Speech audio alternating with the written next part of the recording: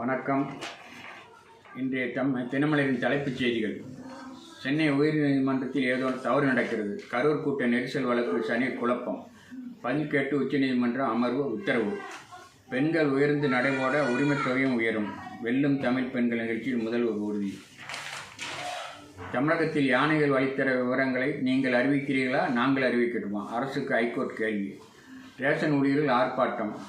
AIDS தடுப்பு திட்ட ஊழியர்களுக்கு பணி நிரந்தரம் கிடையாது தமிழக அரசு. தகவல் ஆணையரை தரக்குறைவாக பேசிய நபருக்கு கண்டிப்பு.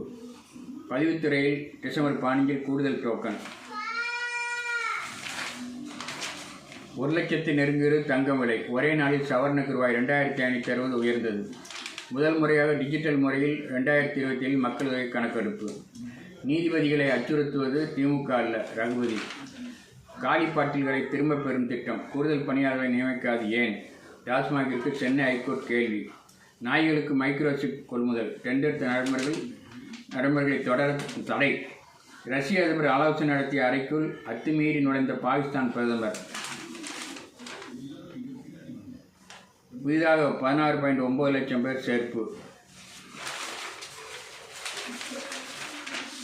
வண்டலூர் பூங்காவிற்கு வந்தது மசினகுடி புலி. சோமாஸ்கந்தர் சிலையில் மாயமான தங்கம். அதிகாரிகள் வரும் 30 ஆஜராக உத்தரவு. பொக்லைன் ஏற்றி சென்ற லாரி சுரங்கப்பாலத்தில் சிக்கி நெரிசல். ராஜலட்சுமி இன்ஜினியரிங் கல்லூரியில் ஸ்மார்ட் இந்தியா ஹேக்கத்தான் நிறைவு. மேகதாது அணை திட்டத்தை செயல்படுத்த 30 பேர் குழு. கர்நாடக அரசு அதிரடி. வாடிக்கையாளர் மையம் ஏர் இந்தியா அறிவிப்பு. 25 ஆண்டுகளாக தன்னலமற்ற சேவை.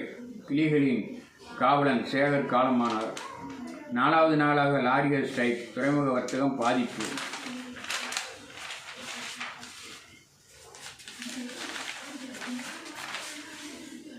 நீதிபதி ஜி.ஆர். சுவாமிநாதனுக்கு முன்னாள் நீதிபதிகள் 56 பேர் ஆதரவு. பதவி நீக்க தீர்மானம் அச்சுறுத்தும் முயற்சி என விமர்சனம். காற்று மாசு பற்றி விவாதிக்க கோரிய ராகுல். சட்டென ஓகே சொன்ன மத்திய அரசு.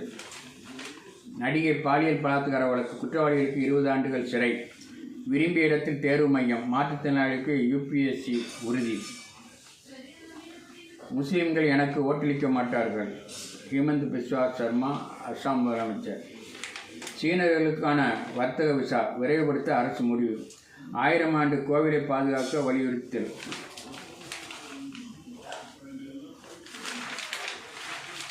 திமுக கூட்டணியா, தவேக கூட்டணியா? வரும் 15 காங்கிரஸ் மேலிடம் ஆலோசனை. திருவண்ணாமலையில் நாளை திமுக இளைஞரணி மண்டல மாநாடு. சிறுவழித்தனமாக நடந்து கொள்கிறார் மகேஷ், தமிழக அமைச்சர். திமுகவின் பொய் அம்பலம். அன்புமணி